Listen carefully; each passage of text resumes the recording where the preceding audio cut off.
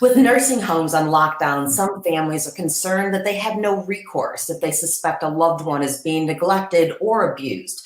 Attorney Lee Coleman of Hughes Coleman joins us this morning to discuss what you can do now and what you can do once the lockdown is lifted. Good morning, Lee. Glad to have you to offer good advice.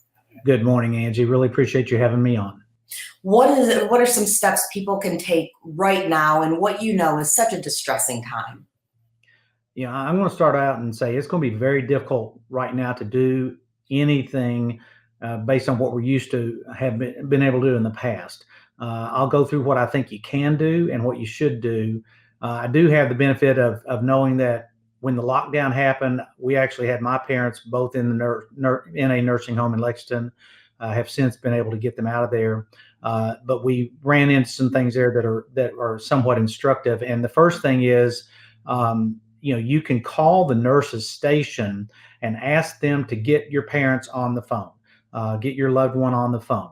So I would say the first thing is to try to call the nursing home. That's assuming that your loved one doesn't have a cell phone. Obviously, that's option one. If they have a cell phone or their room phone, call and talk to them regularly. That would be the first thing I would say, obviously, but many and maybe most people in nursing homes cannot communicate by themselves or can't call by themselves.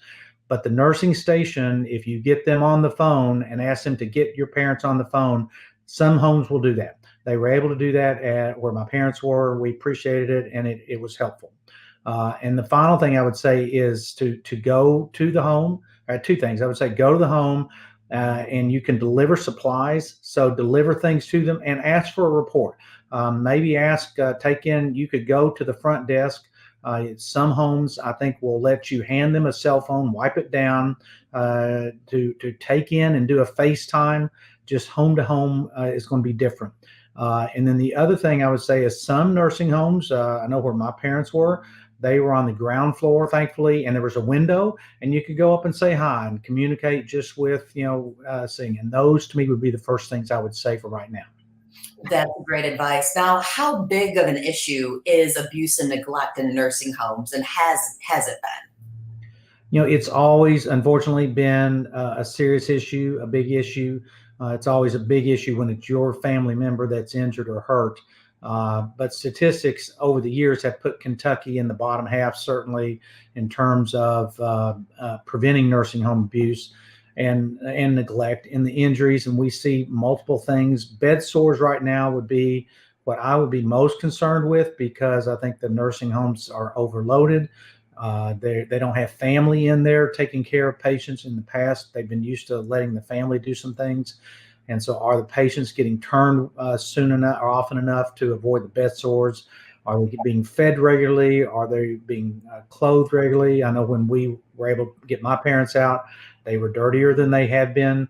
We would worry about the cleanliness right now, since you can't get in to check on them.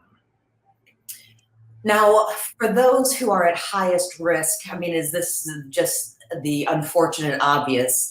Those who do not have family either in the vicinity or they just don't have family at all? Well, before the lockout and after the lockout, the ones at highest risk are clearly, no question about it, are clearly the ones who do not have family members visiting.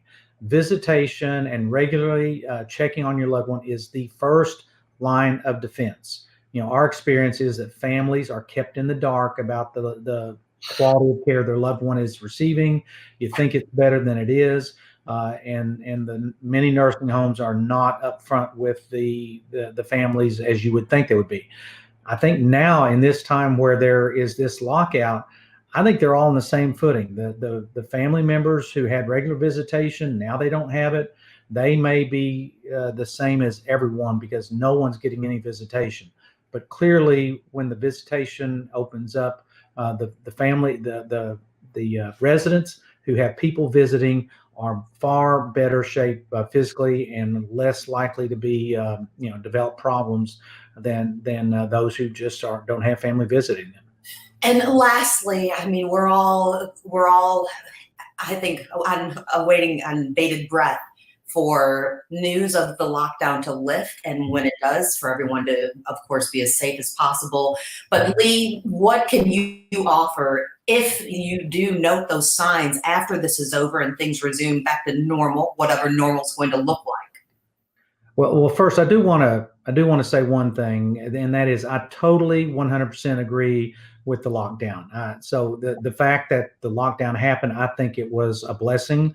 I applaud the governor for his prompt action. I know Tennessee's had at least one home that developed a rash, a whole bunch of coronavirus cases, and at least a few deaths that I've heard of because they didn't lock down as soon. So the lockdown should have happened. Now, once it's over, when it's lifted, then I think family members need to go in, check on their loved ones. And the first thing I would tell you to do is check on skin condition, because that's the thing that can break down the first that you can see yourself. The other thing is to look for dehydration. Are they getting enough to drink? I know with my parents, you'd have to encourage them to drink, and they think they're drinking, but that's a big issue. It has to do with a lot of things, and I think you can see parched lips, typical signs of dehydration. Beyond that, if it's going to be a health issue, something that requires an examination, then you're in there and you call on the staff and say, hey, come look at this, get the doctor in or whatever. For right now, that would be our advice. Well, that was all great advice, what to do now and what to do after. We appreciate so much. That's Attorney Lee Coleman of Hughes and Coleman. And for more information, visit hughesandcoleman.com.